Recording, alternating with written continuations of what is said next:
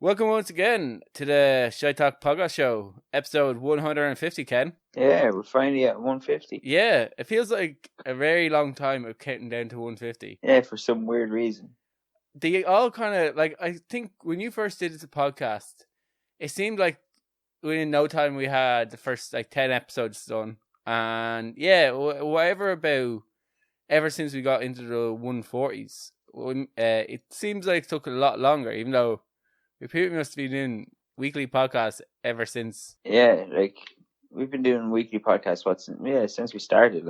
Yeah. So pretty much since what was it, late October, early November? October or November-ish. Coming up on a year. Well, no, I guess not really. It's a 7 month year. So yeah, we're a little bit away. You're getting there. 3 more months left. Yeah, but we have a kind of a interesting show today for our 150th show. I know we say this every week, but this one is kind of a bit of a mixed bag of stuff that we were talking about. So we'll be getting into kind of a heated debate as we discuss whether the word culchie is acceptable or not. Why is it going to be a heated debate? Well, I imagine you being a culchie will have strong opinions on the topic. Maybe not. We'll have to listen to find out, or wait to find out. We have an optician who quit her job as an optician to become a dog. As you do. And we talk about people's drinking habits in Britain as well. Probably not as bad as us. Yeah, we also have some really odd advice or that people in Berlin are being given in order to encourage them to wear face masks. So it's all happening on the show today. Yeah, we're gone international again. International-ish. I think we've stuck closer to Ireland than we have maybe in last few further weeks. I think over the last few weeks we didn't have too many Irish stories, and now we have actually two sort of Irish stories. The word culture definitely is a word that I think originated in Ireland, or at least was popularized in Ireland. And then of course we have drinking habits. I know it's in England, but we'll find ways of claiming it back to Ireland. Don't we always? We always figure out a way. Anyway, before we get started, anything different in your life? No, not really. Not really. I just went back training. Having a crack. Yeah, it's amazing how quickly you come out of shape. Oh, 100%. Like absolutely fucked. I was doing workouts lockdown at home. Yeah. So I thought I'd come in there and I'll have a bit of cardio. I retain something. No, there's nothing.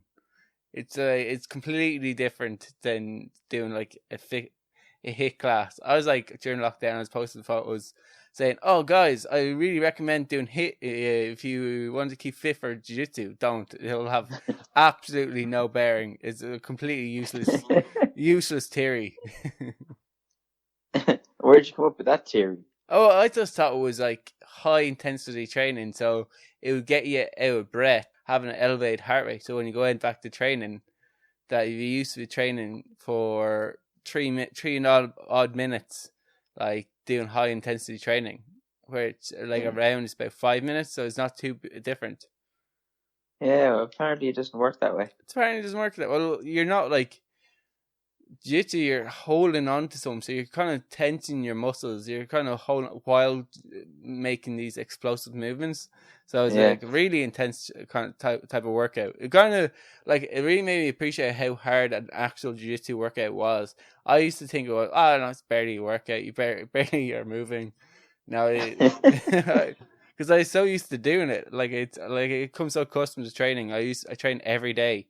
That you kind of forget how intense the training is once you stop. Oh yeah, it's a different kind of fitness. Yeah, exactly.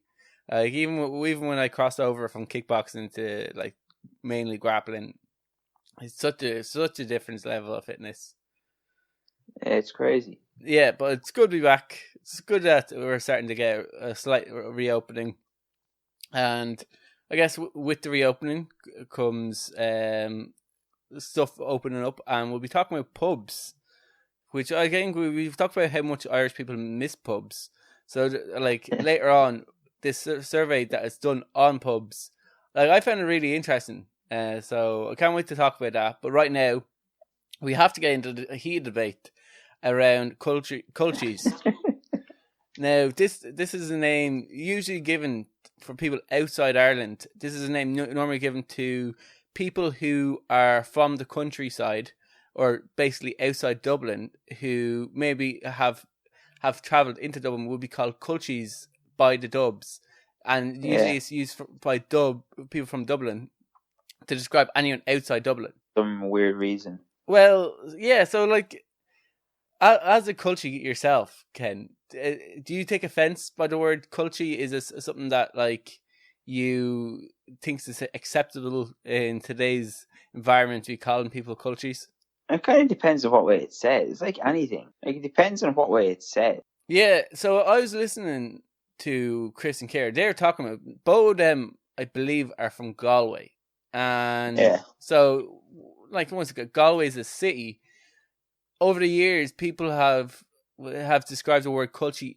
Like, you have to be from the countryside. So if you were actually from, like, a city, you're not actually a culchie because it's country folk. So they class themselves as culchies, and even I think Ciara on the show classed herself as a sea culchie, which like, I guess, classes as a sophisticated culchie. Like, there's people from, like, Maynooth and Selbridge and stuff that class themselves as being not culchies. Yeah, I see what the idea of where the word culchie, what it refers to in the Oxford Dictionary when you look it up, says that a person, unsophisticated country person. So it's basically saying, like, they're not accustomed to, like, manners, and they're basically classed as unsophisticated. So you imagine, like, someone from Maynooth who, like, it's a very popular town, there's a college there, people aren't acting unsophisticated compared to, let's say, Offaly, where you're from. I'm not from. It's just where you live. Yeah. But like, if you think of, like, places like Kerry, like maybe Wicklow, or places that are, like, have a strong agricultural standing, that you'd think they are definitely more culture to somewhere, like, even as a person who moved from Tala to Naas, there isn't a whole lot of difference between the people who live in Naas that live in Dublin. Like, they go around the same. I wouldn't class Naas as necessarily a country town. But, like, I wouldn't class everybody that lives in Dublin as being, like, sophisticated either. 99. That's actually true. Fact. 99% of, like, the scumbags in this country live in Dublin. I wouldn't say 99. Like, once again, I know, definitely 99. They either live in or they're from. No, Dublin. definitely.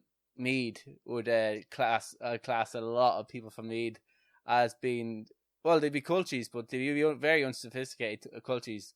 And I think the reason why a lot of people think there's, like, a strong scumbag nature with Dublin is because that's where the word originated from. It was a word derived in Dublin to describe lower class, other Dublin people. Yeah, other Dublin people. So of course, like, that word, when you think of scumbag, you think of a lower class Dublin person.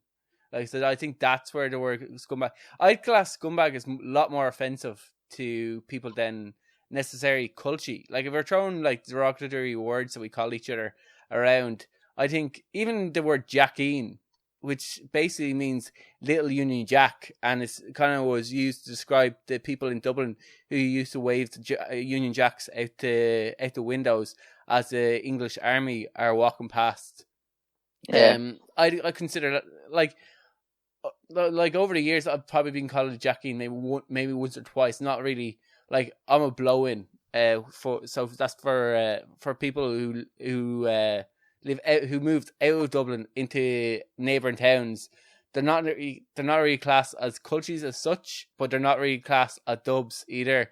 They're kind of they're in a mix of both, so they get off both sides. You get kind of criticised as being a bit of a culchie off dubs, and you get criticised as being a Jackeen of culchies, and you're in this kind of midsection, which actually classes a lot of people outside Dublin right now as dulchies, as they're now kind of commonly referred as Dublin people who live outside the country, or outside Dublin. Sorry, but like, do you think this all came about when the World Scrabble organization had recently banned certain words from use, saying a lot of these are derogatory terms, homophobic slurs, and I think in these kind of restrictions, culture was kind of thrown in there as well as a derogatory term. Now, like, I don't know other kind of offensive words. Obviously, homophobic slurs and racial slurs definitely deserve to be banned in Scrabble. But I don't know if I think people in Ireland, like, if you're a culchie, it's almost like a badge of honor. And something like I've often seen people who live outside Dublin call themselves culchies. Like, I think it's definitely better to be a culchie than a jack. Oh no, it definitely isn't. Like, like, definitely you're more. It's better to be called a culchie than a Jackeen, because no Irish person wants to be associated with English. But like, in terms of being from Dublin, like, all the greatest sports stars are from Dublin. You have this long line of history of greatness emanating from Dublin. Whereas, like, what has Offaly ever produced? Nothing really. Like, I just don't really like Dublin people. Fuck you. So, like, okay, this got me wondering about the word culchie and where it originated from, right? Yeah. And it's actually, so there's two descriptions of where they think the word culchie may have come from. So the Oxford Dictionary traces the word back to Mayo, and basically comes from the Irish word ceollat. Not a great Irish speaker, but that basically means wood. And wood? Yeah. Are you any good at Irish? You can probably pronounce it. People who speak this word is like cursing us to a height. Basically means woodlands, or people who live near, obviously, forests. So obviously then this was adopted by people from Dublin when country folks started to use the term Jackeen. So they needed a word to, like, combat the word Jackeen. They're like, we need to find an offensive word to describe these fucking cultures or country folk. And they came to the term, obviously, the Irish word for woodland, obviously because of being, if you're from Mayo, if you're from anywhere up the country, there's a lot more forests around you, I guess. So they think that's where the word culchie might have actually. So that's one of the terms. Now there is another more interesting term that actually comes from France, and is a French word called culche. Obviously, I'm not French, so I'm not going to pronounce it the same way they do. And basically, I think culche is an old French word for bed. And it was bastardized into English to mean broken bed, as in describe broken shells on the ground of rivers. And then it was then adopted by, obviously, Irish people. And in fact, the first ever, if this is true, the first ever culchies would have actually been Dubs who would have worked in Malahide on the seabeds collecting actual shellfish, who would have worked as fishermen collecting shellfish in Malahide, who would have spent their days standing on broken shells, and would have been basically classed as culchies. That's the way. There you go. So there you go. Possibly the first ever culchies were actually jacks. Were actually Jackeens. So yeah, so you can take whichever meaning you want. Personally, I think more than likely, considering that obviously it has such a strong country reference, I'd say it, and the fact that Oxford Dictionary did the effort of actually tracing the word back to its first ever use in Mayo, it more than likely is the Mayo reference. But yeah, I kind of like the idea that the actual first ever culchies were in fact Dubs from Malahide, who worked as, yeah, it's a bit of a stretch going from culchie Yeah. Maybe it happened, maybe it didn't. I don't know, but yeah, so that was quite interesting. But yeah, I think people who call themselves culchies, or people who possibly grew up maybe not growing up near Dublin, or didn't have to be used as an offensive term, probably don't mind it as much. What about, do you think it's okay for people outside Dublin to call it, but people inside Dublin shouldn't really call other people culchies? It's kind of like other offensive words. It's okay for certain people to say it, but not. Well, like, I've known a few Dublin people who would call me a culchie, but then get really offended when they get called a jack back. Oh, see, well, we've already talked about it. Jacking is a far more offensive phrase. No, it's the same thing. No, it isn't. Yeah, but jacking refers to like little Union Jack. Like, Yeah, you can see why that's a lot more offensive than calling people from the forest. But it's just like pointing out that, like, it was all your ancestors' fault. It was all your answer, yeah, because the people of Mayo really rebelled up and like, yeah, but yeah, I know where it came from. Like personally, like when I'm called jacking, if I ever am called a jacking, it doesn't really bother me too much either. Like it's not like, it's obviously a little bit more offensive than calling someone a culture. I wouldn't class them as the same thing, but yeah, like I personally don't, even the word jacking, I don't think it's that offensive. Like, I definitely class them as being the same thing. Yeah, no, like I think it's tit for tat. Usually that's where I go. If you got called a culchie, then you'll probably call the person back that's calling you a culchie. More than likely they're from Dublin, and you probably call them Jackeen. Like, yeah, like it's, yeah. I do think still that Jackeen's a little more offensive, but that could be because I'm from Dublin. That's 100% because you're from Dublin. that's one without a shadow of a doubt. Because you're from Dublin. Yeah, that's called family shame. Family shame. Yeah. I wouldn't say it's family shame. Family pride, like glorifying the past. Let's not do that. So we go on to a woman the optician who quit her job as an optician to become a dog. Yeah, how did she achieve that? Okay. So I was first introduce you to Jean. She's 21 years old, former optician, who now makes 6 figures a month becoming a dog. Jeez, I might become a dog myself. Yeah, like become a dog as well. Apparently, it's a bit of a crowded market for men.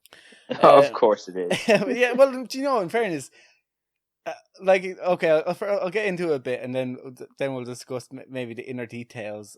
She always felt like she was a dog, and she had a dog-like personality, but not in a sexual way, and that's what she was claiming. She kind of was like, yeah, I always felt like I had an interest, never really knew she could make a career of it. She went to a convention, and that really changed her mind. Like a dog show, or like a fucking convention? Apparently there's a term for people who are into humans dressing up as dogs or animals. And yeah, apparently there's a subsex of people called petting culture. It's people who pretend that they're other animals, and it's for the majority of women out there who are in this subsect. They majority dress up as kittens, foxes, and rabbits. As you do. As you do. And obviously, dogs and puppies are reserved for men, but mainly gay men at that.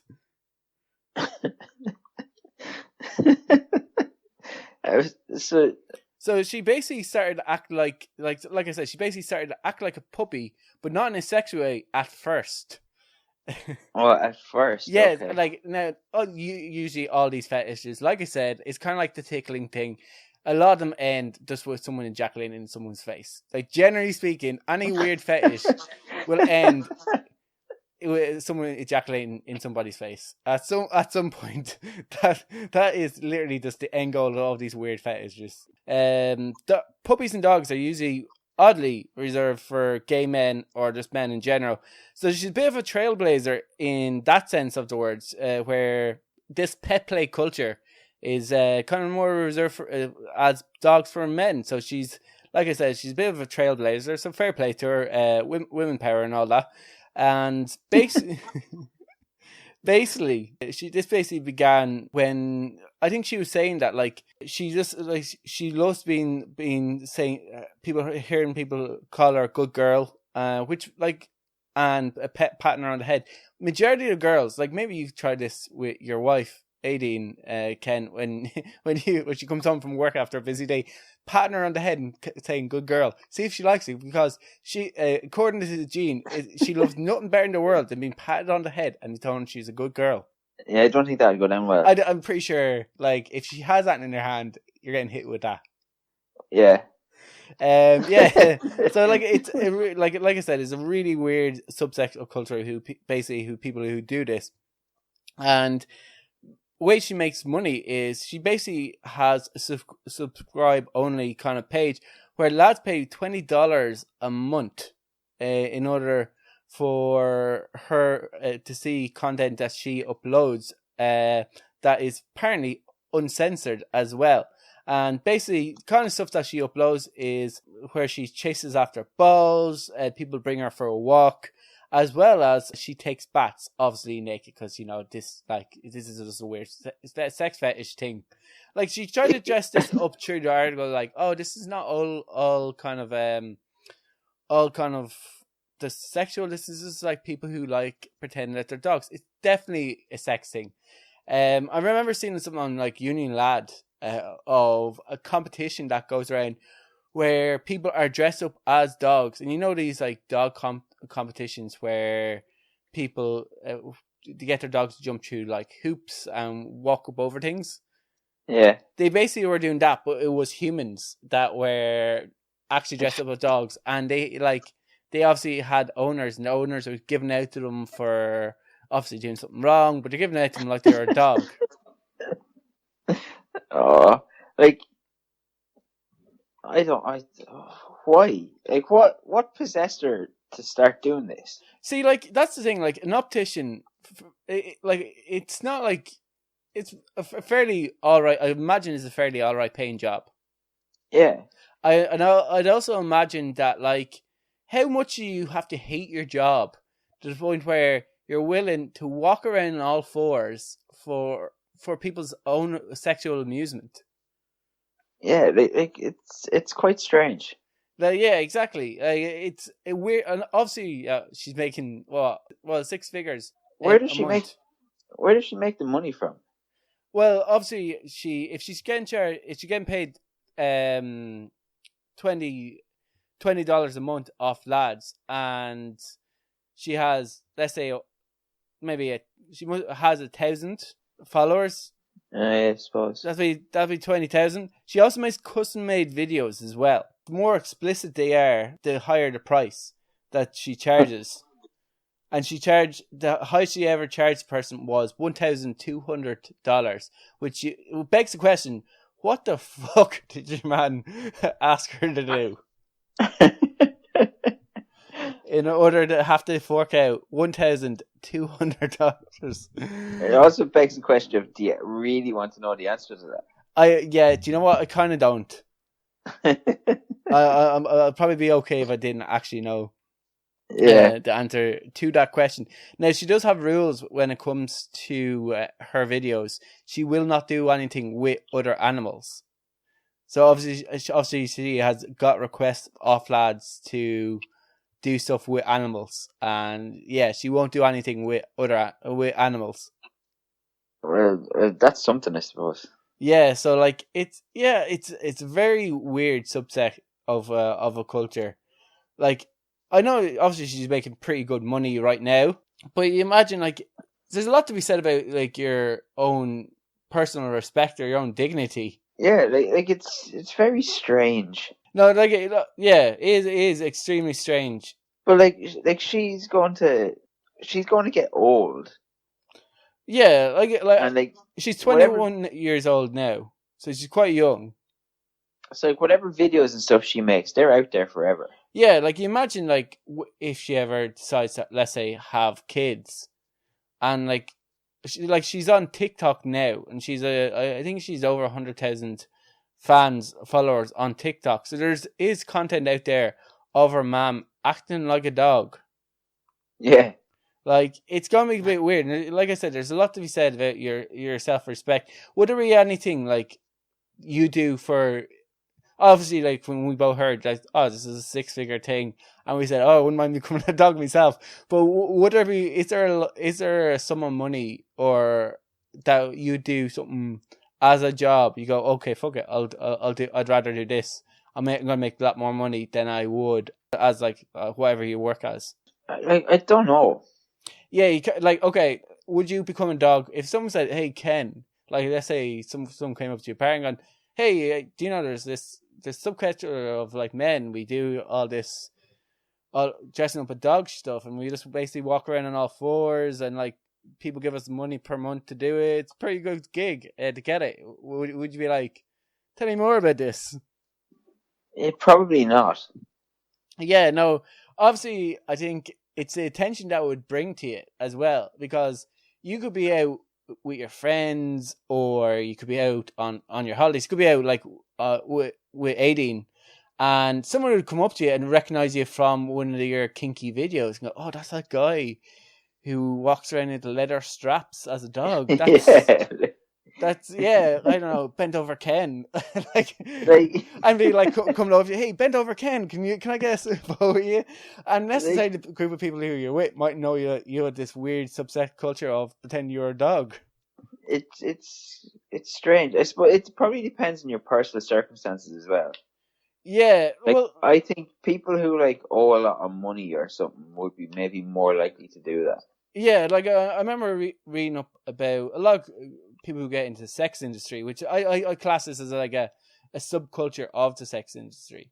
Yeah. Would be like, might have big college fees that they have to pay off, and basically like, I can make a bit more. Student girls basically are paying off college by going on dates with older men, Yeah. and that's how they're making their money, is paying off their college fees, is like basically allow men to like go and buy them dinner, and obviously if they want to do more, they have to pay for it as well. They're basically just prostitutes then. Pretty much. But Yeah. like in that scenario, it's not on video. First of all, that it's both people are signing up to something that they agree with. Yeah. Like both people are entering this as basically a business transaction. They're like, all right, I'm going to do this. This is what I'm comfortable with doing, and here's my price. And they're going, okay, fair enough. That's your price. Those are the rules. I'll agree to obey by them. I have no problem with that. But something that will follow you around, like dressing up as a dog, I think it's a little bit more, I don't know, a little bit more dangerous. It's definitely stranger. Yeah, but in terms of like, would I do something weird for a large? Like, you know what? I probably wouldn't. Like, it would be tempting in terms of if you said, "Oh, you can make 100,000," but in terms of it following you around for the rest of your life. I thought there for a second you were going to say I probably would. Do you know, like, obviously, if someone said you can make up to 100,000 a year, like you're gonna consider it, but like, I don't like. I think in terms of like I said, personal respect, if following you around for the rest of your life. Yeah, it's, I don't know, it's a bit weird. Yeah, I think like you often hear these stories going around where people are going for high end jobs and would have done maybe a little bit more risky photo shoots or something like that, and them not being able to get the job that they want because of that. Yeah, or even like a tweet from fucking 6 years ago. Yeah, like we're often seeing like people lose their job over tweets that they send out. So like we're in such a culture where like your past sticks with you right now. So like, I don't know. Like it is a weird, very weird thing to do. She seems quite happy in it. She says, like she says, she loves everything to do with being a dog. She loves chasing after balls. She loves making her little videos, and yeah, she's happy out doing it for now. But you'd wonder, like, it begs the question with stuff that people will do for money. Somebody should tell her that dogs can't actually make videos. I think that's the benefit of being a hybrid. Yeah, it's nearly as odd as what people in Berlin our officials in Berlin are asking their people who use public transport. What are they up to? So people in Berlin the officials in Berlin are trying to get, like everywhere around the world, are trying to get people to wear face masks in public. Generally, when the coronavirus first came out, there was a worldwide shortage of face masks. So I think the world governments were kind of playing down the fact that necessary of wearing face masks, saying that they're not as effective as, let's say, keeping 2 meters apart. It's because they didn't want people going out buying heaps and heaps of face masks. We seen what they were like with toilet roll, and toilet roll can't save your life. So like when it came to face masks, they're like, they don't really work, and people generally just didn't buy them because they're like, oh, they don't really work. Now that there's more of a supply of face masks, world governments are kind of like, oh, it's probably a good idea to wear a face mask. And then people are like, hey, wait a minute, you said we didn't have to wear face masks. So they're kind of shooting their face. So they have to kind of find innovative ways of trying to get people to wear face masks.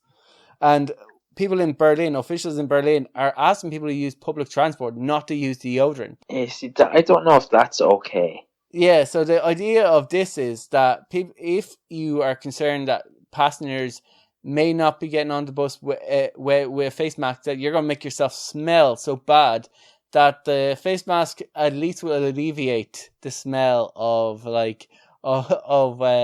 people on the bus beside you. Yeah, but like, what about when you get to wherever you're going? You're going to work. Yeah, well, that's the other thing. Like, generally, if you're getting on public transport, you're not doing it for the crack or to go walk around the city. You generally are doing it because you want to either go to a shop that you need to go to, or you want to go to work or go to work. Yeah, exactly. So I don't know. Like, obviously, I don't know if people. I wouldn't say people will take all this on board of not wearing. There definitely will be one or two people who are like, yeah, I am going to do my bit, and will just gladly not wear deodorant and go in smelling like BO. But like, yeah. I don't know how effective a face mask is against smells. Because I don't know. I suppose there's only one way to find out. Yeah, well, if you wear a face mask, you can still smell stuff around you. Like, if you're going into, like, get your hair done, you can still smell things wearing these face masks. And, like, even, like, in our vans, we have air sterilizing units in every van. So they're sterilizing the air around you. What basically odor is bacteria in the air. So if you have an air sterile unit that's basically eliminate bacteria in the air, and sometimes if like I had a case where the van started to smell and that unit does not get turned off. So even if there is something trying to eliminate all the bacteria in the air, you can still smell odor. So imagine if an air sterile unit isn't effectiveness when there's an odor that's stenching in the van. So we had to find what's smelling and take it out of the van, and then the air sterile unit was able to like clear the bacteria in there. But if there's something still letting off a smell, that will stay in the air even if you have something trying to clean the air. So imagine that like masks which don't eliminate smells wouldn't do a whole lot in terms of, you're still going to smell people's BO anyway, and you're wearing a face mask. Yeah, like I just like, but you're gonna go around stinking the whole thing. Like, if you're going around work, like, you're gonna be stinking the place up. Yeah, exactly. Well, imagine what they might suggest people to do is spray deodorant on when you get off the bus or just before you get into work. But then you deodorant stops you from sweating. It doesn't clear up it doesn't clear up BO. It kind of helps prevent it from smelling. So if you already smell, if you're going into the bus and someone can smell you already, it isn't the fact that you're not wearing deodorant. It's probably the fact that you forgot to shower. But even like, so spray your deodorant on when you get off the bus before you go into work. So even if that does work, then on the way back, you're not smelly anymore. Well, I know deodorant say 48 hours. I'd say a lot of people... that's bullshit. That is fucking bullshit right there. I don't know how, like, I don't know who they tested on. I don't know if they're in a lab, but like, I know from just like going to work, like, I would not go to training without putting deodorant back on before I go to training. Yeah. And even then, after you finish training, you can smell yourself. Oh yeah, yeah. You like seriously. First thing you do when you get home is like take a shower. Yeah. If you like don't have showers already there, but like, yeah, exactly. Like the idea that lasts 48 hours. So I imagine like after work, people would actually start to smell anyway, or it's not smell as nice. So maybe Yeah. that isn't necessarily a problem on people with two work. But like imagine also saying that like if people are shower either in the morning or at night, that they're not going to smell that bad when they get onto that bus. Like the only way you're going to really smell if you maybe forgot to shower in the last 12 hours. Maybe you only want people showering once a week. Go down in water as well. Yeah, maybe like people in Berlin just don't shower a lot. But yeah, Allegedly, yeah. We actually do have a few Berlin listeners, so it shouldn't actually slag off. Hi. What the hell was that? It was just a hi. All right, was that meant to be a Berlin accent? No. All right, I thought you were trying to do like a Berlin accent. Like generally, I say a lot of Irish people wouldn't know what a Berlin accent would do, and they'll just do a German accent, which would probably piss off people from Berlin quite a lot. Well, a Berlin accent and a German accent not kind of be the same thing. They'd probably say the same thing about English and Irish, and you'd probably get the head thumped off you if you did. How would they say the same about English and Irish? That's two different countries. Berlin is in Germany. Oh yeah, yeah. I was thinking of Belgium. For fuck's sake. Yeah. Mark Hearn's geography test went well. Well, actually, if that went bad, well then this next survey required me to do maths, which is going to be great. Oh, fantastic. Because our final story for today is around pubs, and it's a survey that I was reading up on. It was done in England, or around the UK anyway, and they surveyed, I think, 1,000 pubs and pub goers around Britain, and basically to see what people's drinking habits are. Apparently, in Brits will drink an average of 7,789 pints in their lifetime. That's not really that many. It isn't that many at all. But yeah, because like I have the Irish statistics here, but like that I did myself. Now these aren't official. These are ones that I just, like I said, I did maths. So it's completely made up nonsense. Yeah, so it's just bear that in mind when I got into the Irish figures. That these were ones that I did myself. Me maths. You know what you can expect. So basically, the survey discovered that the average person in the United Kingdom will drink 7,786 pints in their lifetime, or 4,424 litres of lager.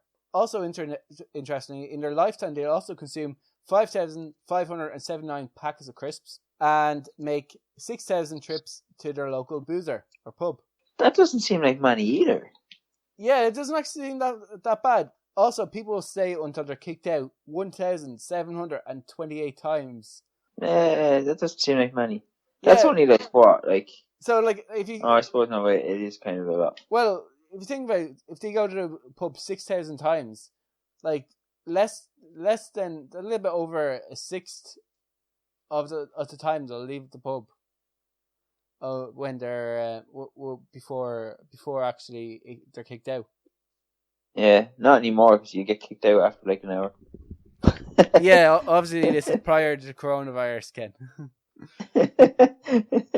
They didn't factor that in, did they? I think this survey was kind of done, and then it was published there now to help guidelines in terms of what people habits are in pubs and attitudes in pubs. So like I think it was kind of basis of, okay, let's get an understanding of why people are going to pubs and how long they spend in pubs and like how much they drink in pubs as well. Also came up in the study that I found was quite interesting is the sort of people that go to pubs and the frequency of the fact that they go to pubs. So if you're the sort of person who goes to the pub and buys rounds, right? You'll do this about 12,000 times over the course of your lifetime. So you'll buy rounds.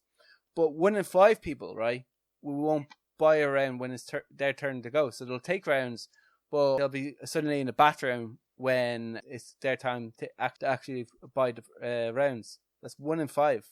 Don't be friends with those people. Do not to be trusted. Are you That's a lot of people. Yeah, like it is. Actually, a surprising number of people. Now these are English people, so necessarily cultures are different. I'm not saying all English people are this, but it is 1 in 5. Maybe in Ireland, maybe it's the same. We don't know. We don't have the Irish figures for this. What's your feeling on rounds when it comes to pubs? Depends. It depends on like who you're out with and stuff. Generally, I'll try to avoid them. I generally don't like them either.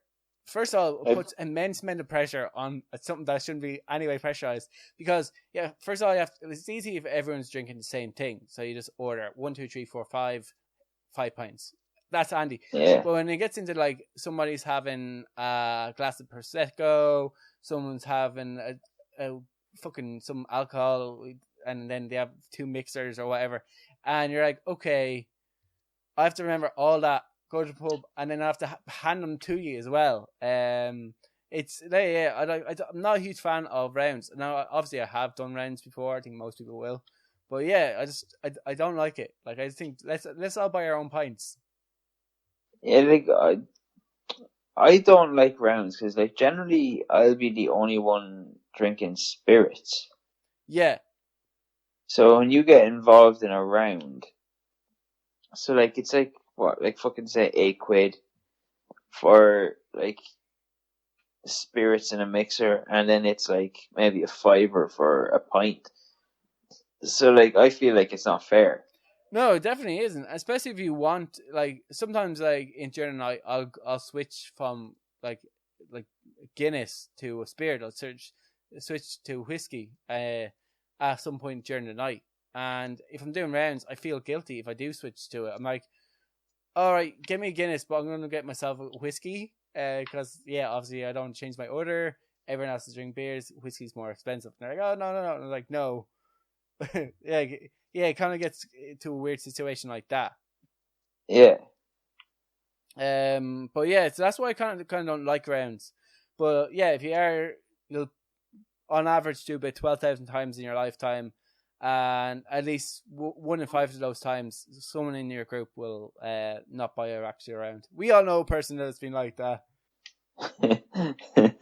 Other facts are that other average drinker will consume 3,372 shandies. Shandies? Yeah, my fucking. Who the fuck drinks shandies? My granddad got arrested. He loves shandies. I think my nana still drinks shandies as well. I think it's but like it was kind of a thing like fucking 40 years ago. Yeah, no, it's definitely a dying thing to have. But yeah, I remember my granddad loved the shandy. But like I don't know any young people who drink shandy. Guinness now for young people is quite popular. It's very trendy to drink Guinness. Yeah, like I used to love. Do you remember that club shandy? Yeah, remember that? Yeah. That's the fizzy drink. Yeah, it's not alcohol. I used to love that as a kid. It was like 0.05% alcohol in it. Yeah, like I said, I think it is more of an older person. And also 6,131 pints of cider. So if you're cider drinking, that's on average what you'll drink. Cider's rotten. Yeah, no, this is an English thing, and I think one of the biggest difference between Irish and English drinking habits is our choice of beers, and they are definitely more ciders and like kind of lagers than where we're more kind of like ales and like pints of beer. I know a lot of people here drink cider. Yeah, no, it is popular-ish, but I think it's more lagers that we don't drink. I really don't like cider. Yeah, no, it makes me throw up. Football fans, they're likely to travel to the pub 2,144 times, whereas rugby fans are 1,691 times. Bastards. I definitely do like staying at home watching rugby because I don't like armchair punditry, and even though I'm more of a rugby fan than I would be a football fan, I have went to pubs to watch a football with my friends before. So I don't know what that is. What that says about the culture of football compared to rugby. Whereas I've been around to my friend's house to watch rugby, but we've never said, "Oh, do you want to go to the pub to watch a game?" I've very rarely done that. Yeah, I'm not really into team sports. I don't really go to the pub to watch sports at all. Yeah, no. I probably have gone a few times, and just I haven't really been paying attention. Other people have kind of been watching football or rugby or something. Oh, one time I did actually travel to. I was in New York, and the Six Nations was on, and we kind of got to know these two Irish bartenders, and I said to them earlier in the week, is like, here the Six Nations are on. Do you mind? Would you be able to stick it on if I came to the pub to watch a game? And they're like, yeah, sure. We'll stick it on. We'll be on. And so I came to the pub, and I think there was Champions League or some football event was on. I know one of the teams was Chelsea playing it, and there's a few other matches on. First of all, the place was awash with Man United fans. I think Man United was one of the games, and Liverpool fans. And you think, oh yeah, that's just people on their holidays. All of them, vast majority of them, were Americans.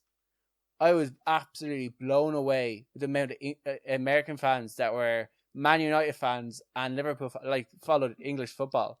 The place was packed, and this was at 10 o'clock in the morning when these games when these games were on. Because I just came back from training in Henzo's, got myself food, got myself showered, walked down to the pub to going to watch. I came in an hour earlier than the match was on, and I ordered a bit of food. So I was kind of waiting for the match to start.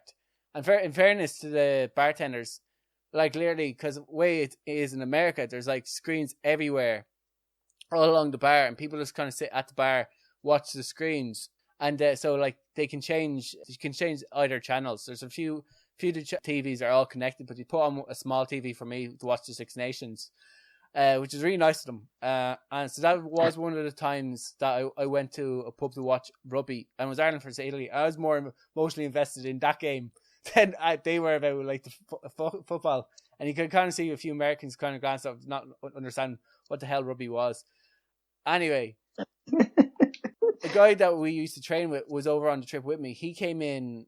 He was doing a run, and he came into the bar after his run, ordered a bit of food. We watched the Six Nations mass, and we were just about to leave. We paid. I was saying goodbye to the bartenders, where are you going?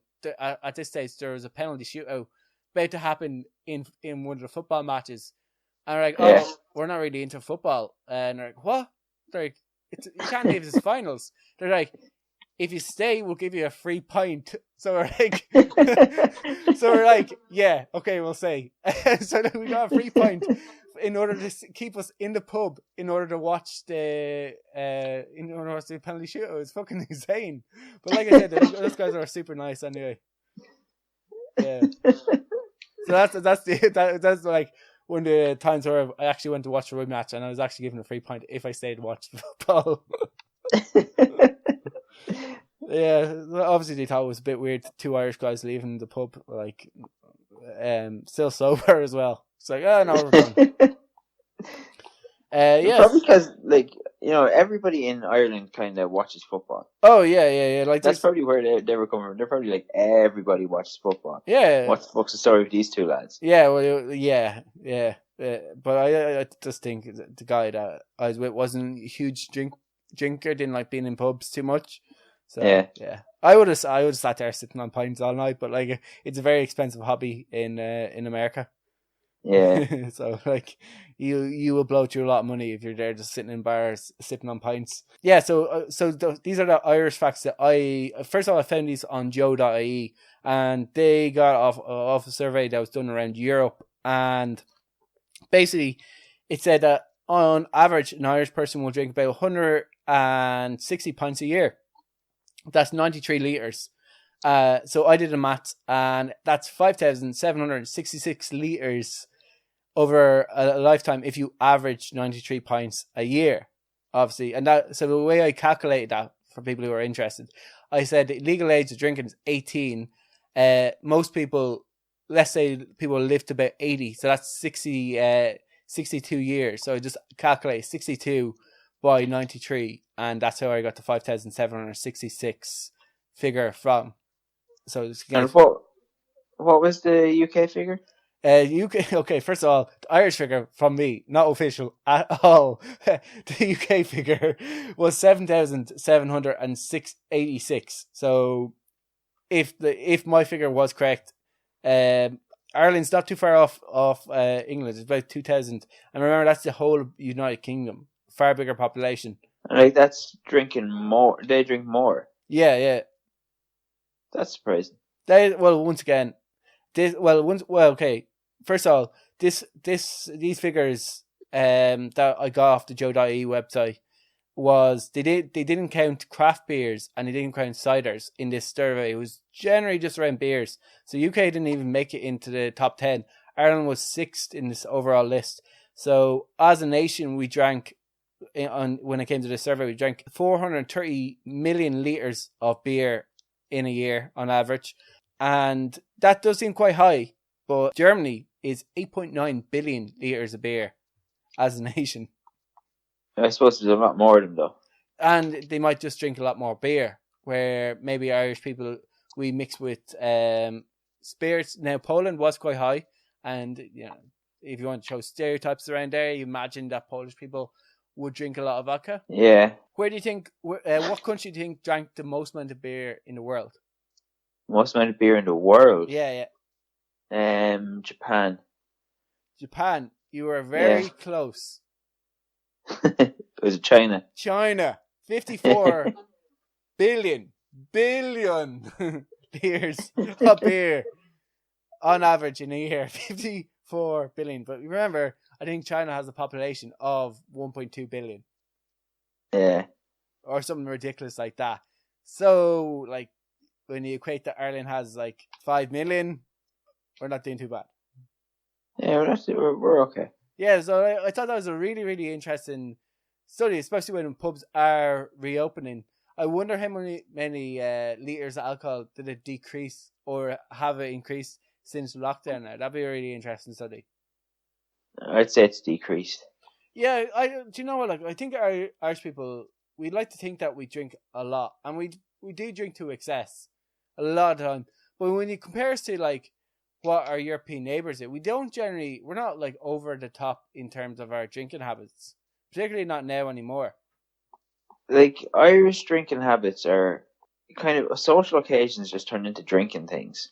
Oh yeah, when it comes to funerals or weddings or parties. Drinking is a social thing for Ireland. It's not in a lot of countries. Well, I think what a lot of people do in other countries, they'll have wine with their dinner, or they'll. Yeah. I remember a guy I know, his cousin came over from Germany, and I think one of the biggest difference that they noticed that he would just sip on a pint, and in Germany wouldn't be uncommon for a person to go into a pub around 5, have a book and just sip on it. Might have 5 pints and leave at the end of the night. Whereas Irish people will go into the pub around 8:30 and have 5 pints done by 10:30. We'd probably drink almost the same, but we drink a lot quicker.